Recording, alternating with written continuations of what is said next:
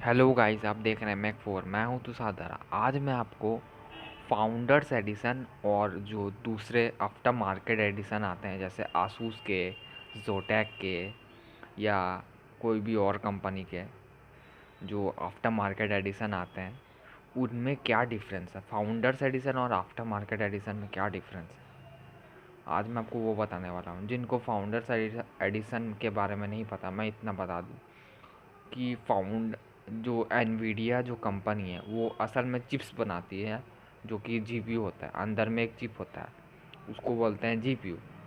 वही company graphics card भी बनाती है और उसको नाम देती है फाउंडर्स एडिशन। ठीक है, इतना आप समझ लीजिए।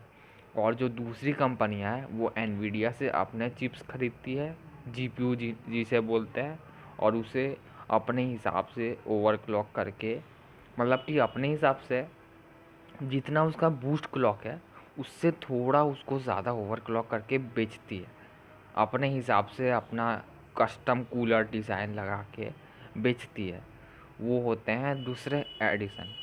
इतना आप समझ लीजिए, फाउंडर्स एडिशन और ये एडिशन में ये चीज़ होता है, मेन डिफरेंस। जो अब मैं आपको बता देता हूँ फाउंडर्स एडिशन में क्या क्या चीज़ें होती है। पहला बात, फाउंडर्स एडिशन जो है वो जैसे ही कार्ड लॉन्च होता है एनवीडिया की तरफ से, वो सबसे पहले वही आता है। फाउंडर एडिशन पहले ही आ जाता है। उसके कुछ महीने, मतलब कि कुछ महीने नहीं, जैसे फाउंडर्स एडिशन आया वो एक महीना हुआ, उसके एक महीने 15 दिन 20 दिन बाद जो आफ्टर मार्केट एडिशन आ जाते हैं। ठीक है, पहले फाउंडर्स एडिशन आता है, उसके बाद फिर दूसरे एडिशन आते हैं। लॉन्च वाला फाउंडर्स एडिशन होता है, उसके बाद दूसरा एडिशन लॉन्च होते हैं। ठीक है, और एक चीज़, फाउंडर्स एडिशन का जो ये होता है, क्या बोले, उसमें जो मेगाहर्ट्ज़ होता है, मतलब कि क्लॉक स्पीड, वो कम होता है कंपैरिजन टू जो दूसरे एडिशन आते हैं, उससे क्लॉक स्पीड उसका कम होता है। और फाउंडर्स एडिशन में फाउंडर्स एडिशन थोड़ा ज़्यादा हीटअप होता है कंपैरिजन टू जो आफ्टर मार्केट आते हैं, क्योंकि ऑब्वियस है उसका जो ये क्या बोले हीट सिंक होता है वो थोड़ा कम होता है कंपैरिजन टू जो आफ्टर मार्केट आते हैं। उसमें हीट सिंक बहुत मोटी होती है, आफ्टर मार्केट वाले में हीट सिंक बहुत ज़्यादा मोटी होती है। आसूस की तरफ से आता है, स्ट्रिप सीरीज़ का आता है, टफ सीरीज़ का आता है, या जोटैक की तरफ से भी आता है, बहुत बढ़िया बढ़िया ईवीजीए की तरफ से आता है।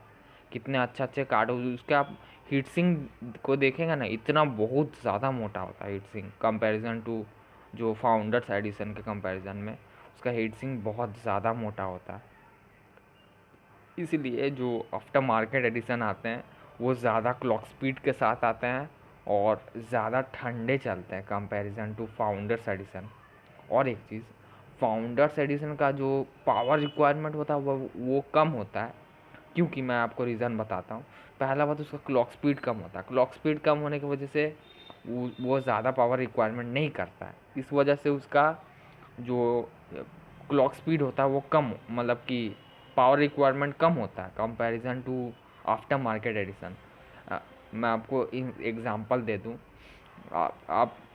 ये आप इसका लीजिए, एनवीडिया का जो न्यू आता है 3080 या 3090 जो भी है, उसमें 12 पिन पावर सॉकेट है।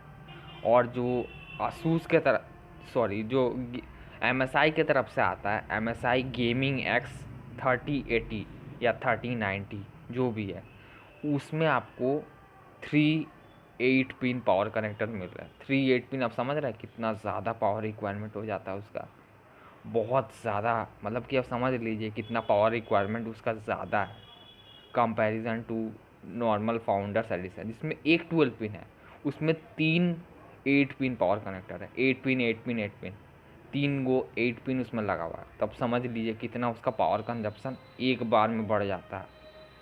इसी वजह से फाउंडर्स एडिशन का पावर रिक्वायरमेंट कम होता है।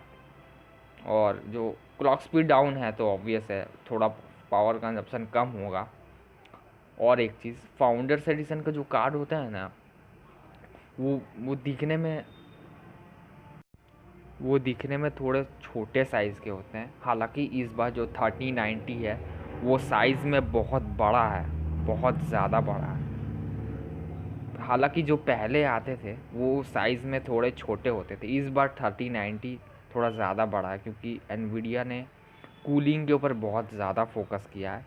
तो इसलिए 3090 वैसे भी बहुत ज़्यादा पावर रिक्वायरमेंट करता है वो कार्ड, इसलिए उसे अच्छा कूलिंग प्रोवाइड करने के लिए इस कार्ड को बहुत बड़ा बना दिया गया, बहुत ज़्यादा बड़ा है 3090 साइज़ में। और इसलिए उसका हीट पावर कंजप्शन भी उसके हिसाब से, उसका पावर कंजप्शन है बहुत ज़्यादा है, और उसका हीट सिंक भी उसमें अच्छी खासी हीट सिंक है, और उसका कूलिंग भी बहुत बढ़िया 3090 का। तो ये एक सिंपल सा डिफरेंस है, साइज़ में भी आपको डिफरेंस मिल जाएगा। 30 जो आफ्टर मार्केट एडिशन है उसमें आपको ज़्यादा डिफरेंस मिल जाएगा, मतलब कि डिफरेंस बहुत ज़्यादा होता है दोनों में। और ये और जो एडिशन होते हैं वो सारे, मतलब कि आफ्टर मार्केट एडिशन होते हैं वो सारे ओवरक्लॉक्ड होते हैं पहले से ही। उसमें आपको ओवरक्लॉक पहले से ही मिल जाएंगे, आपको फैक्ट्री ओवरक्लॉक मिलेंगे, आपको कुछ करने की ज़रूरत नहीं है।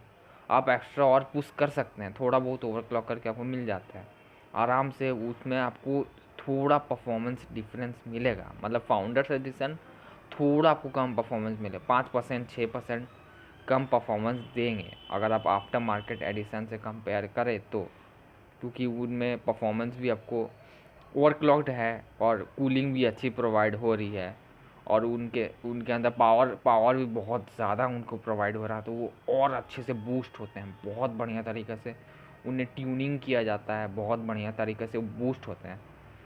ये एक सिंपल सा डिफरेंस है जो कि होता है फाउंडर्स एडिशन और आफ्टर मार्केट एडिशन में। तो आज के लिए इतना ही था। अगर आपको मेरा वीडियो अच्छा लगे तो मेरे चैनल को सब्सक्राइब कीजिए, लाइक कीजिए, शेयर कीजिए। जय हिंद, थैंक यू।